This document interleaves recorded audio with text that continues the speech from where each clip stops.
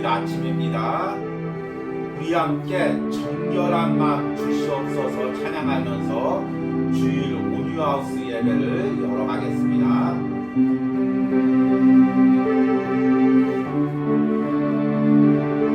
정결한 마음 주시옵소서.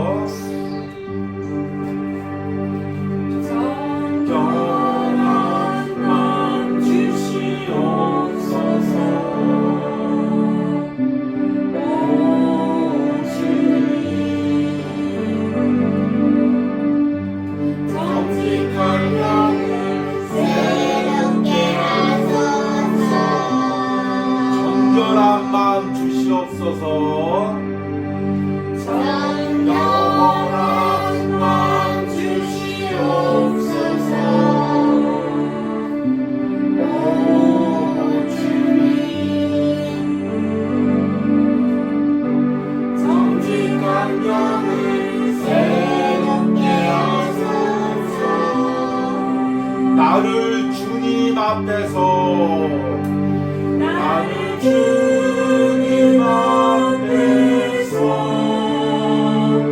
멀리 하지 마시고 주의 성령을 거두지 마옵소서. 그 구원의 기쁨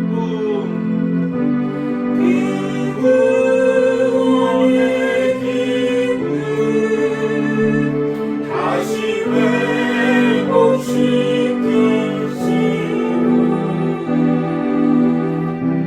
변치 않는 마음 내 안에 주소서.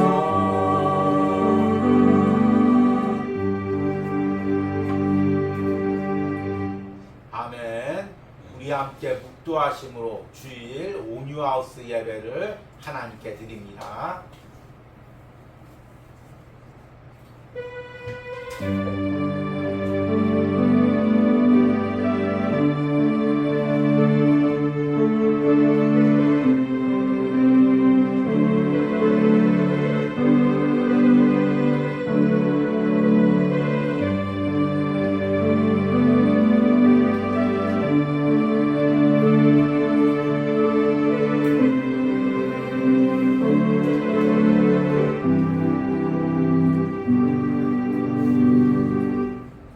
하나님이여 내 속에 정한 마음을 창조하시고 내 안에 정직한 영을 새롭게 하소서. 나를 주 앞에 쫓아내지 마시고 주의 성령을 내게서 거두지 마옵소서. 아멘.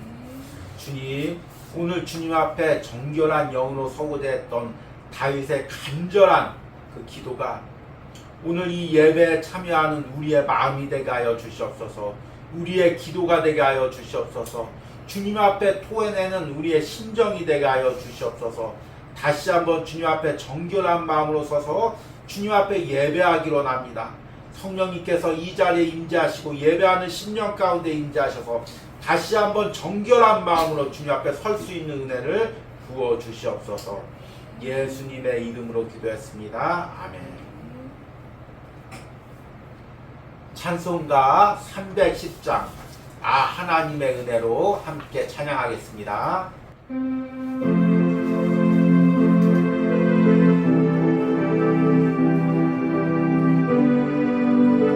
하나님의 은혜로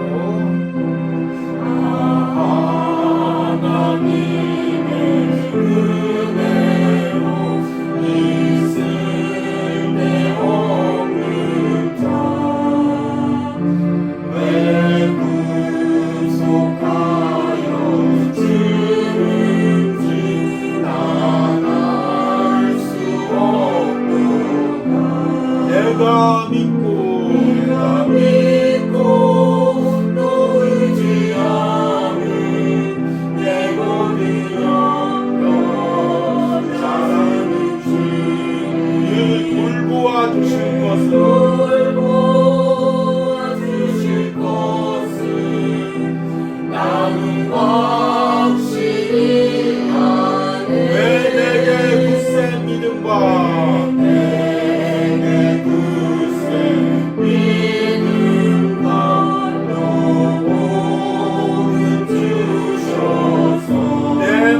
항상 편한지 마음이 항상 편한지 나갈 수 없도다.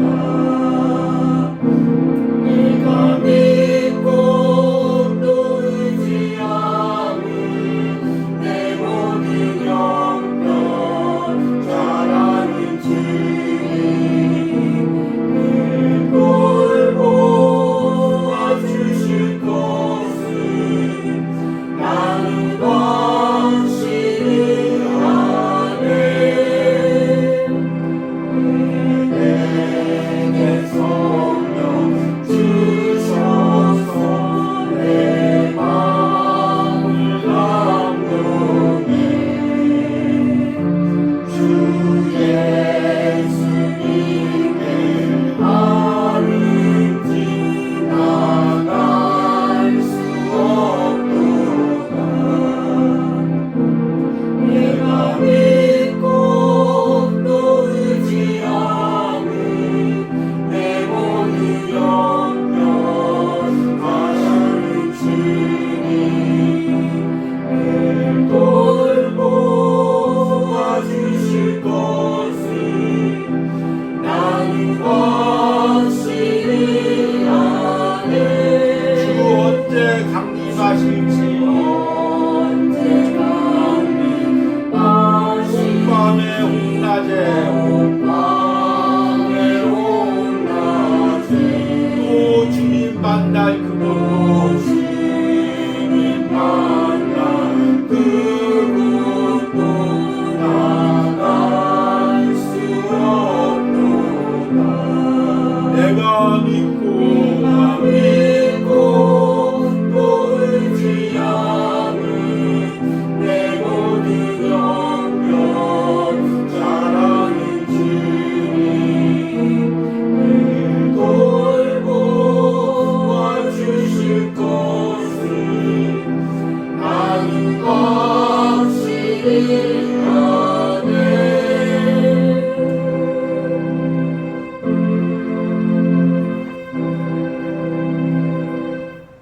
우리 함께 사도신경으로 신앙 고백 드리겠습니다. 나는 전능하신 아버지 하나님 천지의 창조주를 믿습니다. 나는 그의 인하신 아들 우리 주 예수 그리스도를 믿습니다. 그는 성령으로 잉태되어 전정녀 마리에게 나시고 본디오 빌라도에게 고난을 받아 십자가에 못 박혀 죽으시고 장사된 지 사흘 만에 죽은 자 가운데서 다시 살아나셨으며 하늘에 오르시어 전능하신 아버지 하나님 우편에 앉아 계시다가 거기로부터 살아있는 자와 죽은 자를 심판하러 오십니다. 나는 성령을 믿으며 거룩한 공교회와 성도의 교제와 죄를 용서받는 것과 몸의 부활과 영생을 믿습니다. 아멘. 온유하우스 소식을 전해드리도록 하겠습니다. 9월 하루를 살아가는 시편 묵상도 지금 은혜 가운데 이어가고 있습니다. 어제부터는 이제 드디어 시편 마지막 권인 5권이 시작되어 있습니다. 잘 아시다시피 시편은 5권으로 되어 있고 이제 우리가 올해 초부터 시편 묵상을 하고 드디어 이제 마지막 5권이 이제 이르렀습니다. 우리 마지막 5권 묵상도 잘 동참해 주시고 특별히 이제 107편부터 묵상이 이어지고 있습니다. 잘 우리 함께 이 묵상을 통해 은혜를 누리시길 바랍니다. 그리고 9월 한 달간은 하이델베르크 요리 문답을 통해서 말씀을 전하고 있습니다. 이 설교가 9월 한 달에 전하고 또 이제 계속해서 기회가 있을 때마다 이 하이델베르크 요리 문답을 이어가려고 합니다. 그런데 이 부분이 조금 이제 생소하고 낯설어서 어렵게 느껴지고 또 교리적인 부분이기에 우리에게 딱딱하게 느껴질 수도 있습니다. 그럼에도 제가 이 말씀을 전하는 것은 이 하이델베르크 요리 문답이 성경의 복음의 진리를 너무나 압축해서 잘 요약하고 있고 지금 이 시대에 우리에게 너무 필요한 그 교리기에 전하는 것입니다. 잘 들으시고 복음의 진리 가운데 더욱더 신앙이 바로 설고 주님과 깊은 교제를 누리시기를 소망합니다. 그러면 오늘 말씀을 읽도록 하겠습니다.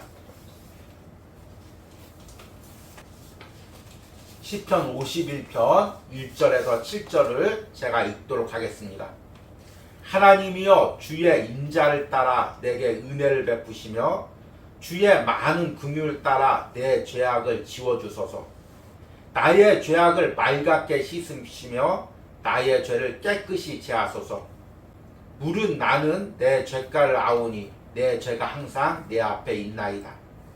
내가 주께만 범죄하여 주의 목전에 악을 행하였사오니 주께서 말씀하실 때 의로우시다 하고 주께서 심판하실 때 순전하시다 하리이다. 내가 죄악 중에 출생하였으며 어머니가 죄 중에서 나를 잉태하였나이다. 보소서 주께서는 중심이 진실함을 원하시오니 내게 지혜를 은밀히 가르치시리이다. 우슬초로 나를 정결하게 하소서. 내가 정하리이다. 나의 죄를 씻어주소서. 내가 눈보다 희리이다. 아멘. 이번 주는 지난주에 이어서 하이델베르크 요리문답으로 말씀을 전하겠습니다.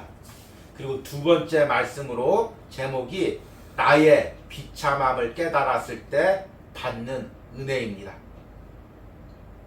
저는 하이델베르크 요리문답을 항상 읽고 묵상할 때마다 이 요리문답이 성경의 복음의 진리를 너무나 압축적으로 그러나 또한 직설적으로 우리에게 요약하고 있음을 깨닫게 됩니다. 그래서 이것을 접할 때 우리가 조금 당혹스럽기도 하고 때로는 많이 찔리는 부분들이 있기도 합니다. 그러나 이것은 그 요리문답이 잘못된 것이 아니라 성경의 말씀이 잘못된 것이 아니라 그만큼 우리가 지금 듣고 있는 복음이 성경의 복음과도 또 이제 초대교회 그 전했던 복음과도 종교개혁을 했을 때 당시의 복음과도 많이 왜곡된 부분들이 있습니다. 이 부분 중에서 조심스럽지만 꼭 하나 전해야 될 부분이 바로 구원의 확신이라는 것입니다. 현대 기독교, 현대 복음주의에서는 이 구원의 확신을 무척 강조합니다. 특히 이제 한국에 이 복음이 전해질 때 또 전도를 할 때 이 구원의 확신을 우리가 너무나 강조를 하고 있습니다. 참 이 구원의 확신은 우리 신앙생활에 의해서 너무나 중요한 것입니다. 문제는 이 구원의 확신이 너무나 빨리 성급하게 우리 가운데 적용이 된다는 것입니다. 우리가 흔히 이제 이 전도를 하다 보면 대개 전혀 모르는 사람이거나 아니면 이제 누구에게 소개받아서 이제 교회를 다니지 않는 사람에게 전도를 합니다. 그리고 나서 이제 카페나 아니면 길거리 아니면 그 낯선 집을 방문해서 예수님에 대해서 전하죠. 우리가 죄인이고 예수님이 나의 죄 때문에 십자가에서 죽으셨다는 것을 전합니다. 그리고 나서 이제 바로 이제 넘어가죠. 이 예수님을 믿겠습니까? 그러면 대부분은 다 이제 머뭇거리죠. 그럼 옆에 있는 사람이 같이 온 이제 친구나 그런 사람이 가족이 얼른 이제 찌르면서 믿겠다고 해. 그러면 이제 얼떨결에 믿겠습니다 이야기를 합니다. 그러면 이제 주변 사람들이 박수 치면서 예수님을 영접했습니다. 이제 구원받았습니다. 하나님의 백성이 되었습니다. 이제부터는 구원의 확신을 가지고 사는 것이 중요합니다. 이렇게 이야기합니다. 그러니까 구원의 확신 자체가 잘못됐다는 것이 아니라 우리가 너무나 빨리 우리 신앙생활에서 구원의 확신으로 넘어가고 있는 것입니다. 신앙생활 할 때도 마찬가지입니다. 초신자에게 구원이 확신이 있습니까? 없습니다. 구원의 확신을 가져야 됩니다. 그렇게 하고 무조건 구원의 확신을 갖도록 이야기를 하고 있습니다. 특히 이제 우리가 그 군대 같은 데서 훈련소에서 세례를 줄 때 보면 이게 이제 너무 더 성급해집니다. 무조건 많은 인원, 몇천 명의 인원을 모아놓고 잠시 복음을 전하고 예수님 믿겠는 사람 일어서라고 이야기를 합니다. 그리고 바로 그 자리에서 세례를 줍니다. 그리고 이제 몇천 명 결실했다는 것이 이제 포스터나 광고로 나가게 됩니다. 물론 다 이런 과정을 거치는 것이 아닙니다. 근데 현대 기독교가 너무나 이 물량주의, 결실의 숫자를 강조하다 보니까 너무 빨리 이 구원의 확신으로 넘어가고 있는 것입니다. 그러면 이 과정에서 우리가 곰곰이 한번 생각을 해보십시오. 이 과정에서 우리가 복음에 대해서 또 구원의 과정에서 중요한 무엇을 빼뜨리고 있습니까? 무엇을 빼뜨리고 있습니까? 바로 죄에 대한 통의 자복함입니다. 우리가 구원의 확신을 이야기할 때는 이것은 내가 죽어서 천국 갔다는 이야기가 아닙니다. 구원의 확신이란 무엇이냐면 내가 하나님께서 나를 구원하시는 구원의 대가정 속에 있다는 것을 믿음으로 확신하는 것입니다. 하나님께서 나를 창세전부터 택하시고 나의 구원을 이루어 가시고 성령을 통해서 나를 변화시켜 가시고 나를 예수님 닮게 하시고 천국 백성 삼으시고 영원히 천국에서 나와 함께 하시겠다는 이 하나님의 거대한 구원의 가정 가운데 내 인생이 붙들려 있음을 믿음으로 깨닫고 고백하는 것이 구원의 확신입니다. 그런데 이 과정에서 꼭 필요한 게 무엇이냐면 죄에 대한 통회와 자복입니다. 우리가 구원의 확신이 있으려면 먼저 그 전 단계에서 내 죄에 대해서 통회하고 자복하는 과정이 필요합니다. 우리는 누가 구원을 받았는지 누가 구원을 받지 않았는지 알 수가 없습니다. 그러나 구원을 받은 사람들에게는 확실한 증거가 있습니다. 그 증거가 무엇이냐면 자신의 죄에 대해서 통회하고 자복하는 것입니다. 이 과정이 꼭 필요합니다. 이것을 이제 흔히 회개라고도 부릅니다. 죄에 대해서 통회하고 자복하는 이것이 없으면 우리가 구원을 받아도 그것이 진정한 구원인지를 알지 못합니다. 그래서 이 죄에 대한 통회 자복이 없는 사람은 구원을 받았다가도 그 구원의 값어치를 모르고 쉽게 세상으로 나갑니다. 예를 들어서 군대에서 몇백 명, 몇천 명 세례를 받았을 때 항상 그 유혹이 있죠. 그 유혹이 뭐냐면 초코파이라는 것입니다. 그 초코파이 때문에 내가 구원을 받기로 이야기를 하고 세례를 받고 구원을 받았다 확신하면 세상에 나가서 군대에 나가서 너무나 쉽게 구원 너무 쉬운 거네. 잠시 세상에 나갔다 와야지. 너무 쉽게 나가고 그 구원의 값어치를 너무나 값싸게 여긴다는 것입니다. 그래서 이것을 값싼 구원이라고도 부르는 것입니다. 그래서 우리가 구원을 받을 때 진정한 구원의 가치를 깨달으려면 반드시 구원의 확신을 누리기 전에 죄에 대한 통회 자복이 필요한 것입니다. 내 죄가 얼마나 끔찍하고 내가 죄로 인해서 하나님을 얼마나 거역하고 마음 아프게 하고 어떻게 죄 가운데 살았는지 그것을 가슴을 치고 눈물을 흘리며 통회하는 시간이 있어야 구원의 확신으로 나갈 수가 있는 것입니다. 그리고 진정한 구원의 가치를 알 수가 있는 것입니다. 우리는 지난 시간에 하이델베르크 요리문답 1문을 통해서 하나님이 주시는 진정한 위로가 무엇인지에 대해서 배웠습니다. 우리가 세상에서 믿음을 지키고 또 하나님이 주신 사명을 감당하기 위해서는 우리가 하나님이 주시는 위로가 필요합니다. 그런데 그 위로는 세상 사람들이 주는 말이나 세상 물질이나 지위가 주는 위로가 아니라 하나님이 주시는 천국의 위로라고 말씀을 드렸습니다.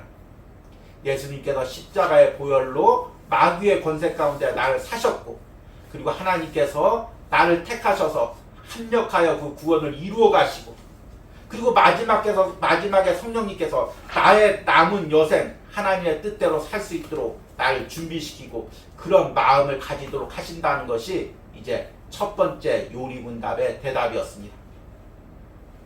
두 번째 요리문답의 질문은 이것입니다. 제가 주부에도 적어놨습니다. 이러한 위로 가운데 복되게 살고 죽기 위해서는 어떤 것을 알아야 합니까? 그러면 이런 위로를 받고 우리가 인생을 살기 위해서 무엇을 알아야 하냐는 것입니다. 그것에 대해서 답을 이렇게 이야기합니다. 이것이 너무 중요합니다. 잘 들어보시기 바랍니다. 세 가지를 알아야 합니다. 첫째로 나의 죄와 비참함이 얼마나 큰가 하는 것이요. 둘째는 나의 모든 죄와 비참함에서 어떻게 구원을 받는가 하는 것이요. 셋째는 그 구원에 대해서 내가 얼마나 하나님께 감사해야 하는가 하는 것입니다. 이 답이 이야기하는 세 가지가 무엇일까요? 구체적으로 이야기하면 첫 번째는 나의 죄 비참함을 알아야 한다는 것입니다. 비참함이 무엇입니까? 국어사전에서 이 비참함이라는 의미는 더할 수 없이 끔찍하고 슬프다는 것입니다. 그러니까 나의 사정이 비참하다. 참 저 사람의 사정이 비참하다 이야기할 땐 저 사람의 상황이 너무나 끔찍하고 눈물 나도록 슬프다 이렇게 이야기할 때 비참하다고 이야기하는 것입니다. 그런데 성경은 이 비참함을 내가 물질이 없는 것 아니면 상황이 어려운 것에 적용하지 않고 내가 죄에 눌려있는 것, 죄에 사로잡혀 있는 것 이것이 비참하다고 이야기하고 있습니다. 우리가 아무리 발버둥 쳐도 죄에서 벗어날 수가 없고 일평생 사는 동안 죄에 끌려다니고 결국에는 지옥의 영원 형벌을 받을 수밖에 없는 존재라는 것 이것이 너무 비참하다는 것입니다.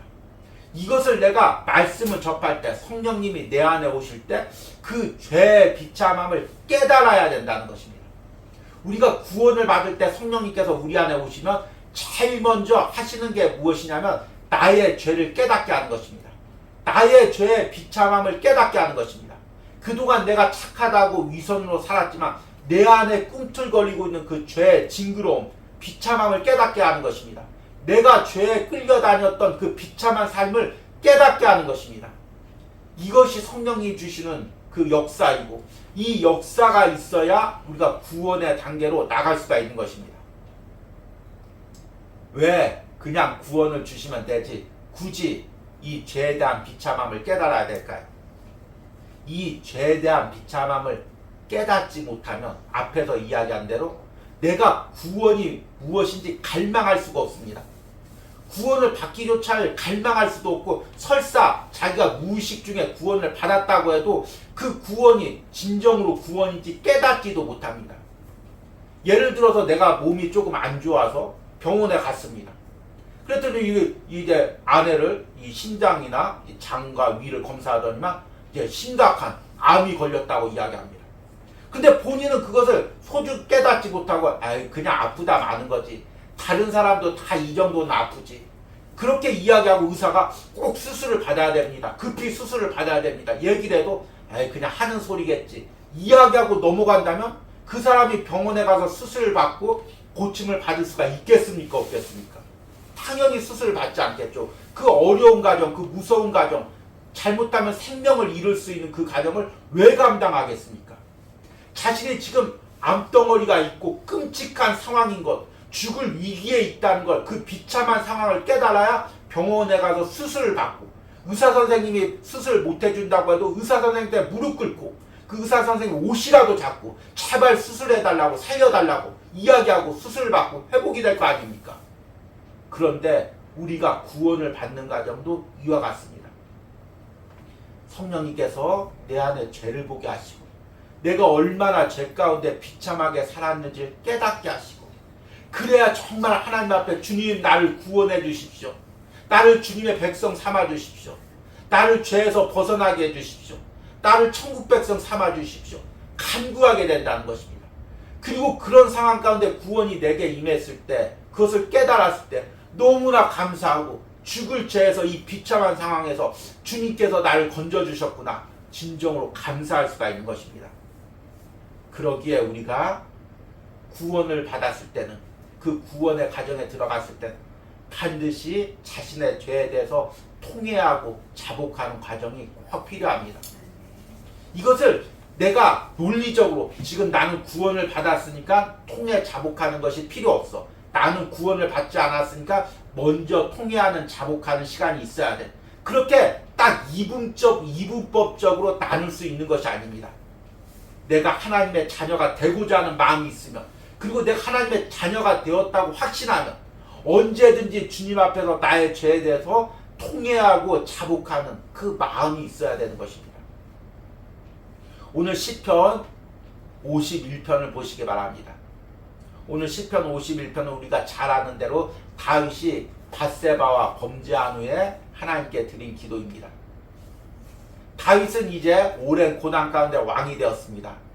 이제 구원의 확신이 있었겠죠. 하나님께서 나를 왕으로 세우시고 이렇게 하나님의 그 일꾼으로 삼으셨다는 그 확신이 있었습니다.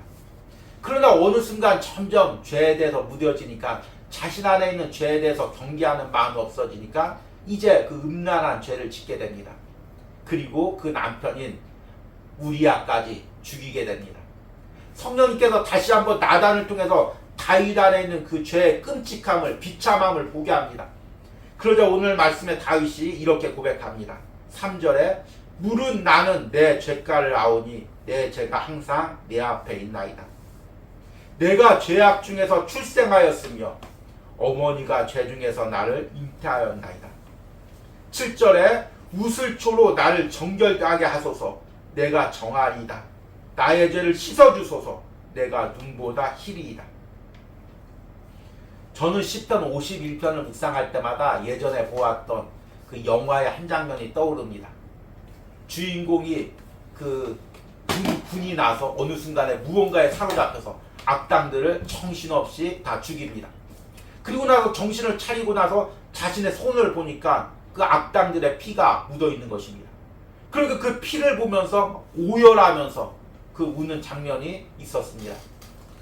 그런데 지금 이 다윗의 기도가 이것입니다. 다 자신이 깨끗한 줄 알고 하나님 앞에 정직한 줄 알고 살다가 어느 순간 성령님께서 자신의 죄를 보게 합니다. 그리고 손을 보니까 자신의 피 묻은 끔찍한 죄가 묻어 있는 것입니다. 그래서 주님 이 죄를 씻겨 주시옵소서. 주님 이 죄의 비참함 때문에 내가 견딜 수가 없습니다. 주님 우슬초로 나를 정결케 하여 주시옵소서. 여기서 우슬초란 제사장이 이제 어린 양을 잡아서 그 어린 양을 피를 묻혀서 자기가 성소에 들어갈 때 성막에 뿌리는, 그래서 정결케 해서 하나님 앞에 나가는 그 과정을 사용하는 도구를 의미합니다. 그래서 이 우슬초란, 그리고 우슬초에 묻은 피란 예수 그리스도의 십자가의 보혈을 상징합니다. 나의 끔찍하고 더러운 죄를 보고 예수님의 십자가의 보혈로 씻겨달라고 나가는 그 고백인 것입니다. 우리에게 바로 이 고백이 있어야 됩니다. 그 후에 우리가 구원의 확신을 누려도 늦지가 않습니다. 먼저 내 죄를 보고 내 죄에 대해서 통회하고 자복해야 됩니다. 그래야만이 우리가 얻은 구원의 확신이 진정한 확신이 되는 것입니다. 여러분, 나의 죄 때문에 울어본 적이 있습니까? 나의 죄 때문에 통해 자복한 적이 있습니까? 나의 죄 때문에 하나님 앞에 무릎 꿇고 하나님 앞에 이 죄를 씻겨달라고 눈물을 흘리며 간구한 적이 있습니까? 이것이 우리의 신앙에 꼭 있어야 될 과정입니다. 두 번째, 이 하이델베르크 요리문답 두 번째 답의 의미는 내가 어떻게 구원을 받았는가를 알아야 된다는 것입니다. 깨달아야 된다는 것입니다.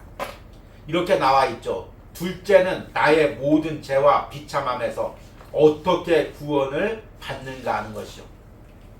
앞에 첫 번째 부분을 읽으면서 부담을 느꼈던 부분도 사람들도 이 두 번째 부분을 읽으면서는 좀 마음이 편해질 것입니다. 아, 두 번째 답은 내가 확실히 아는 거다. 내가 예수님으로 인해서 예수님이 십자가에서 나에게 보혈을 흘림으로써 내가 구원을 받았다. 이렇게 대답할 수가 있을 것입니다. 아마 교회를 다니는 사람은 다 이렇게 대답할 수가 있을 것입니다. 그런데 이렇게 지적으로 아는 거하고 예수님이 나를 위해서 십자가에서 죽으셨다는 걸 영적으로 아는 거하고는 또 다른 문제입니다. 내가 단순히 예수님이 나를 위해서 십자가에서 죽으셨다는 걸 그냥 지식적으로 아는 것과 아니면 그것을 영적으로 체험해서 은혜로 아는 것과 그 차이점을 어떻게 구별할 수가 있을까요? 사람은 구별 못하죠. 그런데 내가 봤을 때 내가 죄를 대하는 태도를, 그 마음을 보면 내 스스로가 알 수가 있는 것입니다. 예수님께서 나를 위해서 십자가에서 진정으로 죽으셨다는 걸 영적으로 은혜로 깨달은 사람들은 이제 죄를 볼 때 그 죄를 반복하지 않습니다. 그 죄를 쉽게 지을 수가 없는 것입니다.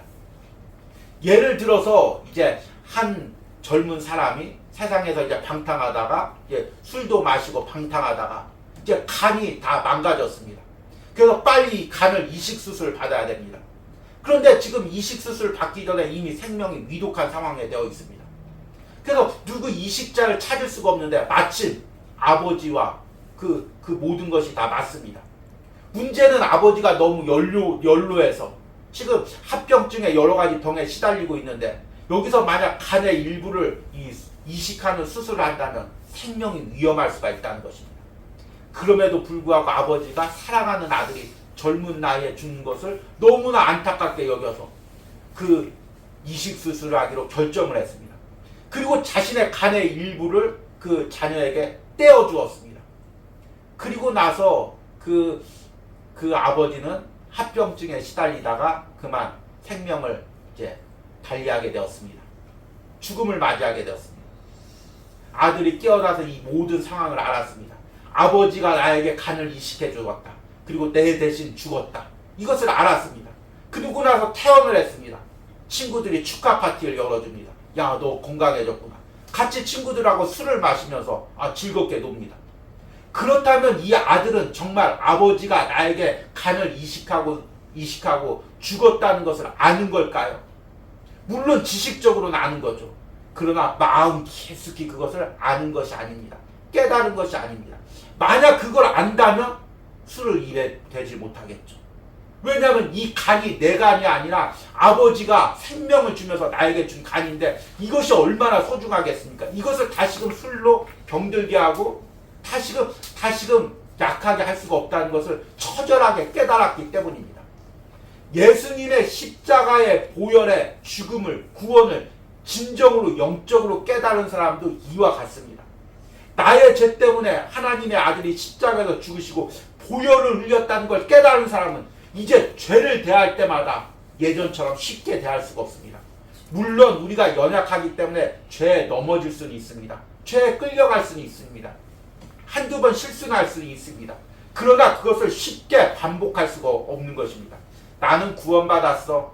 구원의 확신이 있대 목사님이. 그렇게 이야기하고 그냥 죄 지어도 어차피 천국 간대. 이렇게 쉽게 반복할 수가 없다는 것입니다. 제가 앞에서 왜 죄에 대한 통해 자복이 없이 구원의 확신으로 쉽게 넘어가는 것이 얼마나 위험한지를 이야기하는 것이 바로 이 부분입니다. 죄에 대한 통해와 자복이 없으면 우리가 너무나 쉽게 죄를 반복하고 세상으로 돌아가며 예수 그리스도의 십자가의 구원의 의미를 우리가 진정으로 와 닿을 수가 없다는 것입니다. 그러니까 이 하이델베르크의 요리문답 이문의 답은 첫째, 둘째, 셋째가 다 연결되어 있고 이것이 성경의 전체적인 맥락인 것입니다. 성경은 제일 먼저 하나님을 알라고 이야기하지 않고 하나님이 어떤 분인지를 이야기하지 않습니다. 먼저 우리가 죄인임을 이야기합니다. 모든 복음을 전할 때도 바로 이 순서입니다. 내가 죄인임을 먼저 깨닫고 그리고 나의 죄 때문에 하나님께서 어떤 구원의 가정을 가지고 계시고 예수님께서 어떻게 십자가에서 죽으셨고 그 구원을 성령님께서 어떻게 내 삶에 적용시켰는지 그것이 복음의 흐름인 것입니다. 그런데 우리는 이 복음의 흐름을 다 건너뛰고 맨 마지막인 구원의 확신으로 너무 쉽게 넘어가고 있는 것입니다.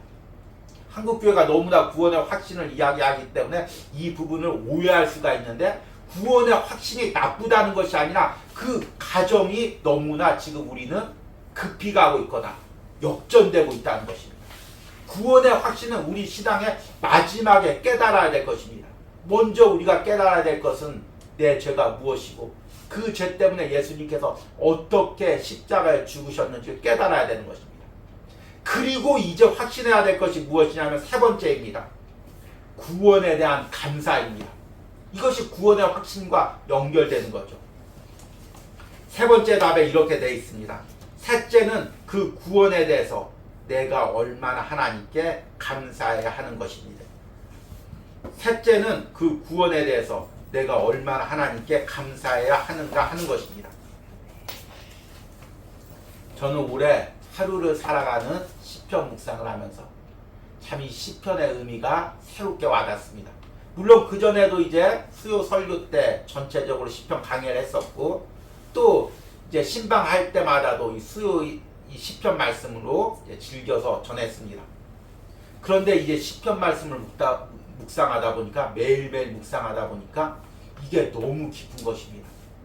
주님 앞에 우리가 드려야 될 일생의 모든 기도가 어려울 때, 눈물 흘릴 때, 고난당할 때, 병들었을 때, 축복받았을 때, 기뻐할 때 드려야 될 모든 기도가 이 시편 150편에 다 들어있는 것입니다. 그런데 그 중에서 그 시편의 기도가 다 한 가지 목적을 향해서 나가고 있습니다. 그것이 무엇이냐면 하나님께 감사하는 기도입니다. 그러니까 슬플 때나 기쁠 때나 고난당할 때나 축복받을 때나 결국에 그 모든 것을 가지고 지금 시편의 기도자가 가고자 하는 방향은 무엇이냐면 하나님께 감사하는 것입니다. 우리가 이제 어제부터 묵상한 시편 107편도 마찬가지죠. 광야 사막에서 길을 헤맬 때, 그리고 이제 내일 묵상하죠. 흑암에 갇혀서 공고했을 때, 또 풍랑을 만났을 때 하나님께서 그것을 건져줬음을 깨닫고 그 여호와께 감사하라. 그 선하심과 인자하심이 영원함이로다. 계속해서 이 찬양을 반복하고 있는 것입니다. 결국에 우리가 일평생 하나님께 드려야 될 건 무엇이냐면 내가 죄 가운데 놓여 있을 때, 그 죄의 비참함 가운데 있을 때 예수님께서 나를 위해서 보혈을 흘리시고 성령님께서 구원하시고, 그리고 이 모든 것이 지난주 말씀처럼 삼위일체 하나님이 협력해서 나를 택하시고 나의 구원을 이루어 가시고 나를 천국 백성 삼으시고, 이 모든 것을 성령 삼위일체 하나님께서 역사하신다는 것을 내가 깨닫는다는 것입니다. 그때만이 진정한 감사를 내 일생에서 드릴 수가 있다는 것입니다. 결국에 우리 성도의 최종적인 삶은 구원의 은혜에 감사하는 삶입니다. 그러려면 구원의 확신이 있어야 되겠죠. 내가 구원받고 하나님의 자녀가 되었다는 그 확신 가운데 하나님께 감사하며 사는 것, 그것이 하나님께서 우리 일생에 원하시는 것입니다. 우리가 감사하지 못하는 이유는 크게 두 가지입니다. 앞에서 이야기한 것처럼 첫 번째는 구원의 가치를 모르기 때문입니다. 이게 진짜 현대 그리스도인들의 가장 큰 문제점이죠. 너무 구원을 쉽게 가볍게 이야기하는 것입니다. 다 너무 쉽게 구원을 받았고, 그래서 이 구원의 값어치가 무엇인지를 모릅니다. 제가 이제 전도사 때 이제 신대원을 가니까 아버님이 이제 목회를 하셨는데, 아 그래? 그러면서 축하한다 하면서 이 넥타이 핀을 하나 이렇게 주셨습니다. 본인이 차시던 넥타이 핀을 하나 주셨습니다. 그래서 이제 이제 감사하다고 생각하고 꽂고 있기도 하고, 근데 이게 이제 금빛으로 반짝반짝 거려가지고 별로 이제 젊은 사람이 차기는 별로 좋지 않아서 여기저기 이제 던져놨습니다. 그러다가 이제 아버지가 돌아가시고 한 이제 몇 년이 흘러서 제가 이제 개척을 하게 되었습니다. 그래서 개척을 하려다 보니까 이제 그 교회 리모델링도 하고 성구를 들여놓는데 물질이 많이 모자랍니다. 그래서 뭐 가진 거, 결혼 폐물도 다 팔고 이것저것 팔 수 있는 거 다 팔아서 이제 개척을 준비했습니다. 그래도 모자랍니다. 그래서 뭐 준비할 게 없나 보다 보니까 넥타이 핀이 보이는 것입니다. 그래서 이 넥타이 핀이 이제 되게 넥타이 핀이 이게 금색으로 반짝반짝해도 다 도금이라고 생각했기에 혹시나 하고 이제 아내와 함께 이 금은방을 가봤습니다. 이거 도금이죠 하고 물어봤습니다. 근데 이제 진짜 나쁜 사람은 도금입니다고 그냥 몇만 원에 사갔을 텐데, 이 사람이 정직한 사람인지 아닌 것 같은데요 하면서 살짝 긁어가지고 이렇게 딱 봅니다. 아 이거 순금 2돈짜리입니다. 그러는 것입니다. 그래서 깜짝 놀라서 이걸 갖다가 이제 팔아서 그 개척하는데 귀한 데 썼습니다. 그런데 그 2돈짜리 그 순금 넥타이 핀이 귀한지도 모르고 여기저기 던져놓고 아마 안 잊어버린 게 다행이었을 것입니다. 왜냐면 아버님이 주실 때 이게 2돈짜리다 이걸 이야기를 하지 않으셨기 때문에 그냥 받고 찾기 때문에 아마 아버님 본인도 모르셨을 수도 있습니다. 그냥 선물 받은 거라서 그냥 이게 귀한지도 모르는 것입니다. 그런데 우리가 구원도 지금 이렇게 여기고 있습니다. 그냥 자 예수님 믿으십니까? 예. 그러면 구원 받았습니다. 이게 너무 쉽게 받으니까 이게 그냥 구원인지도 모르고 어떤 건지도 모르고 나의 그 비참한 죄 때문에 하나님의 아들이 이 세상에 와서 그 십자가에서 그 값진 보혈을 흘린 건지도 모르고 창세전부터 하나님께서 나의 구원을 위해서 어떤 크신 계획을 가지고 있는지 그것도 모르고 그냥 한순간에 길거리에서 아니면 카페에서 잠깐 예수님 믿겠습니까? 아멘 했으니까 구원의 확신을 받았습니다. 이렇게 여기니까 너무 여기저기 던져놓고 교회 다니기 싫으면 안 다니고 그냥 세상에 죄 짓고 싶으면 죄 짓고 구원의 가치를 모르니까 우리가 감사할 수가 없다는 것입니다. 두 번째는 무엇이냐면 이 감사의 부분이 단순히 입술의 고백이 아니라 영적인 싸움이기 때문입니다. 여러분 우리가 한번 감사해 보려고 하십시오. 그때부터 갑자기 원망되는 일이 생깁니다. 불평하는 일이 생깁니다. 짜증스러운 일이 생깁니다. 그런데 감사는 그냥 하는 것이 아니라 하나님의 자녀인 하나님의 백성이 영적인 싸움에서 승리할 때만 하나님께 드릴 수 있는 찬송과 기도인 것입니다. 사탄이 우리에게 가장 싫어하는 건 무엇이냐면 하나님께 감사 찬양을 하는 것입니다. 감사 기도하는 것입니다. 저는 이제 예전에 어렸을 때 이제 교회 목사님들이 감사 찬양하면 악한 것들이 떠나간다. 감사 기도하면 악한 것들이 떠나간다. 이렇게 얘기할 때 그냥 지나가는 이야기로 들었습니다. 그런데 제가 이 성경 말씀을 곰곰이 읽고 이 하이델베르크 요리 문답을 묵상할 때마다 감사가 이렇게 놀라운 능력이 있구나. 감사할 때 악한 영들이 떠나가는구나. 감사할 때 내 안에 모든 원망과 불평과 모든 미움이 떠나가는구나. 이걸 깨달았습니다. 감사는 이런 영적 싸움에서 승리한 사람만이 하나님께 드릴 수 있는 것입니다. 그리고 가장 초점을 맞춘 궁극적인 감사는 다른 것이 아니라 내 영혼을 구원해 주었다는 감사입니다. 갑자기 물질이 생겨서 내가 감사하려고 하는데 그 물질이 없어졌습니다. 갑자기 건강을 주셔서 감사하려고 하는데 건강이 없어졌습니다. 그런 감사를 못하는 것이 아니라 그 모든 것이 없어졌을지라도 내 영혼이 구원받았다는 것, 이 한 가지로 감사하는 것, 이것이 하나님이 우리에게 원하는 감사인 것입니다. 이제 말씀을 끝맺으면서 우리가 이제 다시 한번 이 하이델베르크 요리문답과 설교 말씀을 통해 구원의 의미를 깨닫기로 합니다. 그리고 구원의 감격과 구원의 확신과 구원의 감사가 우리 안에 회복되기로 합니다. 내가 어떤 비참한 상태에서 죄로 인해 구원을 받았는지 깨닫고 다시는 내가 죄로 돌아갈 수 없음을 깨닫고 하나님의 자녀로서 살기로 다시 한번 결단하고 그 은혜를 감사하는 은혜가 오늘 말씀을 듣는 여러분들과 또 영상을 통해 말씀을 듣는 모든 신령과 가정에 있기를 간절히 소망합니다. 우리 들은 말씀 생각하시면서 함께 찬양하겠습니다. 주 은혜임을 찬양할 때 우리 주님 안에서 나의 모습을, 말씀 안에서, 복음 안에서 나의 모습을 보는 은혜가 있길 바랍니다.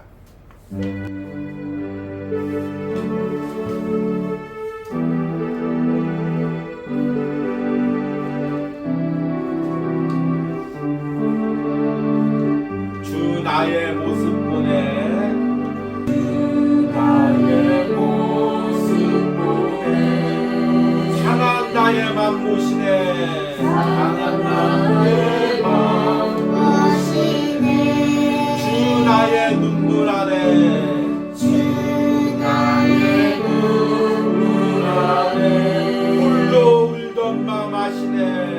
홀로 울던 맘 다시 한번 찬양합니다. 주 나의 모습 보내, 주 나의 모습 보내 상한 나의 맘 모시네. 상한 나의 맘 모시네 주 나의 눈물 아래 홀로 울던 맘 마시네 세상 소망 다 사라져가도 세상 소망 다 사라져가도 주의 사랑은 끝이 없으니 살아가는 이 모든 순간이 주의 이름 나는 주 사랑 내게 있네. 주 사랑 내게 있네 그 사랑이 날 채우네 주내 내게 있네. 주내 내게 있네 그 은혜로 날 세우네 세상 소망, 세상 소망 다 사라져가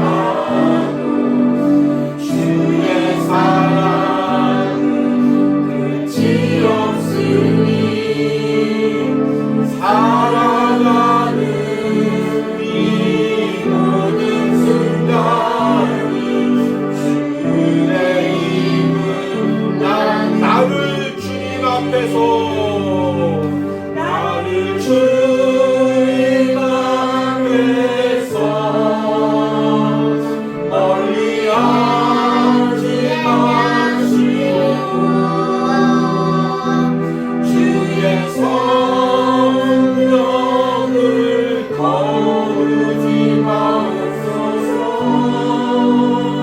그 구원의 기쁨 구원의 기쁨 다시 회복시키시고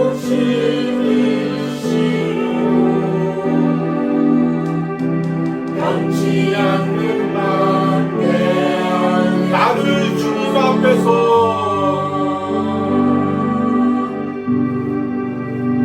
나를 주님 앞에서 멀리하지 마시고 주의 성령을 거두지 마옵소서.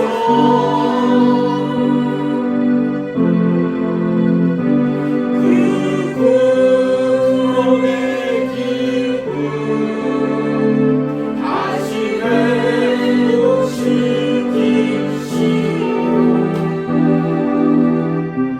변치 않는 맘 내 안에 주소서. 오늘 들은 말씀 생각하시면서 함께 기도할 때 주님 이 시간에 성령님께서 내 마음의 문을 여시고 나의 죄의 비참함을 깨닫게 하시고 주님 나의 죄를 볼 수 있게 하시고 다윗처럼 나의 죄에 대해서 통에 자복할 수 있는 은혜를 주시옵소서. 그 주여 부르고 기도합니다. 주여 주님께서 나의 죄를 볼 수 있는 은혜를 허락하여 주시옵소서.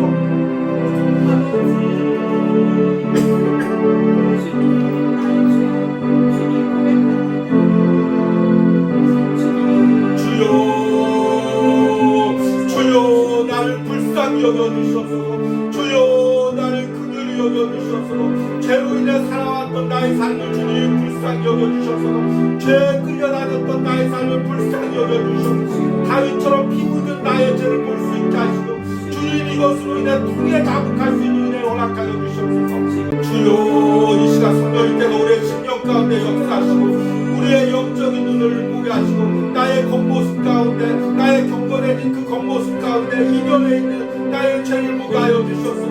내가 얼마나 자기 중심적으로 하나님을 거역하며 내 중심적으로 나의 욕심을 쫓게 살아있는지 그것을 볼 수 있게 하시고 그것을 깨닫게 하시고 주님 앞에 통회하며 자복하게 하여 주시옵소서. 주여 오늘 다시 그 말씀으로 내 안에 있는 자기 중심적을 보게 하시고 나의 욕심과 나의 욕망으로 살았던 나의 일생을 보게 하시고 주님 앞에 무릎 꿇고 통회하며 자복하게 하여 주시옵소서. 주여 나를 불쌍히 여겨주시옵소서. 주여 나를 긍휼히 여겨주시옵소서.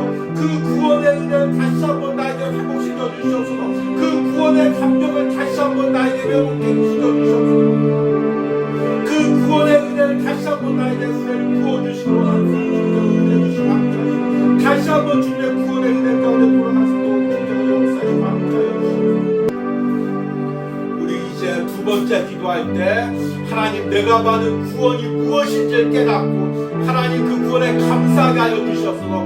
내가 받은 그 구원의 값어치를 깨닫게 하여 주시옵소서. 그것에 감격할 수 있는 마음을 주시옵소서. 주여 부르고 기도합니다. 주여 주님 내가 받은 그 구원의 의미가 무엇인지를 주님의 말씀 가운데 깨닫게 하여 주시옵소서.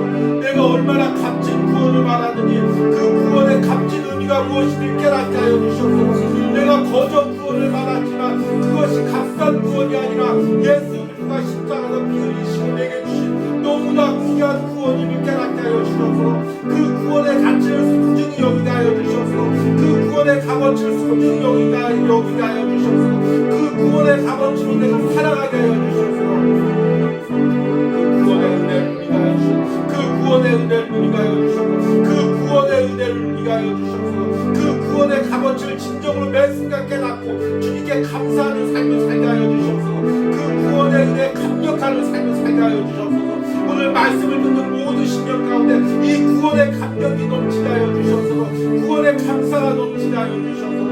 주님 앞에 감사하며 살 수 있는 은혜를 허락하시고 함께하여 주시옵소서. 역사하시고 함께하여 주시옵소서.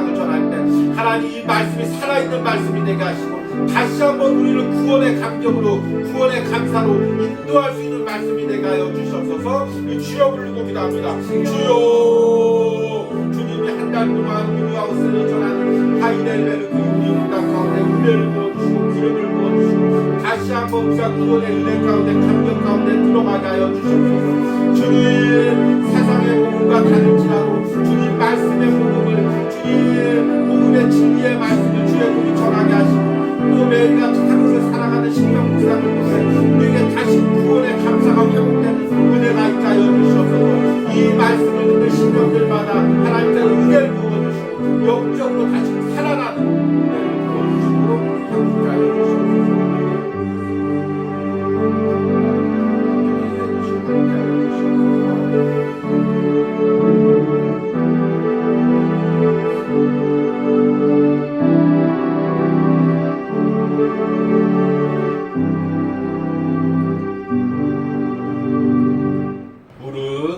나는 내 죄가를 아오니 내 죄가 항상 내 앞에 있나이다. 내가 죄악 중에서 출생하였으며 어머니가 죄 중에서 나를 잉태하였나이다. 우슬초로 나를 정결하게 하소서. 내가 정하리이다. 나의 죄를 씻어주소서. 내가 눈보다 희리이다. 아멘. 하나님 아버지, 오늘 말씀을 듣게 해주심을 감사합니다. 다시금 구원의 의미를 말씀을 통해 깨닫게 해주시니 감사합니다. 주님, 내가 그동안 이 값진 구원을 받았지만 이 구원의 값어치를 모르고 너무 소중히 여기지 못하고 감사하지 못하며 구원받은 자로서 감사하지 못하고 세상 속에 살았음을 깨닫게 됩니다. 나의 죄의 비참함을 다시 한번 깨닫게 됩니다. 다윗처럼 이 죄를 회개하며 주님 앞에 나옵니다. 다시 한번 내 안에 구원의 감격이 있게 하시고 구원의 감사가 있게 하시고 구원의 확신이 있게 하여 주시옵소서. 이런 은혜 가운데 살아갈 수 있도록 역사하여 주시옵소서. 오늘 이 시간은 온유아웃을 통하여 예물 드린 손길을 위하여 기도합니다.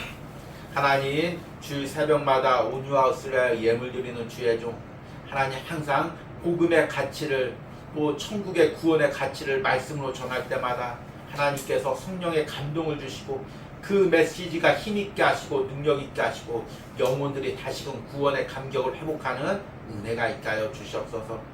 하나님, 또 이 온유아웃을 위하여 또 주의 종과 가정을 위하여 새벽마다 기도하는 권사님 항상 건강 주시고 남은 연생 이제 구원의 감격 가운데 하나님께 감사하며 기쁨과 소망 가운데 살아가게 하시고 그 자녀들 역시 구원의 확신을 누리며 구원의 감사로 살아가게 하여 주시옵소서. 하나님, 또한 이 온유아웃을 통하여 또 예배하며 예물 드린 손길이 있습니다. 주님, 특별히 그 건강을 책임져 주시고 하나님께서 이제 죽을 위기 가운데 건져 주셨는데 그 은혜 항상 감사하며 이제 하나님의 자녀로 살아갈 수 있도록 성령님께서 그 마음을 주장하여 주시옵소서. 하나님, 전한 말씀처럼 성령님께서 하나님의 뜻대로 살고자 하는 그 마음을 주시고 그 살 수 있도록 마음을 준비시켜 주시는 은혜가 있기를 원합니다. 하나님, 또 온유아웃을 통하여 예물 드린 우리 성도님 하나님, 또 항상 하나님께서 은혜 가운데 회복시켜 주심을 감사합니다. 또 앞으로도 회복시켜 주실 것을 감사합니다. 건강하게 남은 여생 주님의 딸로서 기도하는 딸로서 살아가기를 원합니다. 성령님께서 그 심령과 육신을 강하게 붙들어 주시고 남은 사명 주님께 예배하며 찬양하며 살 수 있도록 그 심령 가운데 은혜를 날마다 새롭게 부어 주시기를 간절히 소망합니다. 이제는 죄로 인한 나의 비참함을 불쌍히 여기시고 나를 긍휼히 여기시며 구원의 가정으로 인도하신 성부 하나님의 사랑과 나의 죄 때문에 십자가에서 그 보혈을 흘리신 성자 예수님의 은혜와 지금도 내 안에 오셔서 나의 죄의 비참함을 깨닫게 하시고 구원의 감격과 감사로 인도하시는 성령력 하나님의 역사심이 오늘 온유아웃에서 예배하는 모든 심령과 영상을 통해 예배하는 모든 심령과 가족 가운데 이제부터 영원까지 함께 있을지어다. 아멘.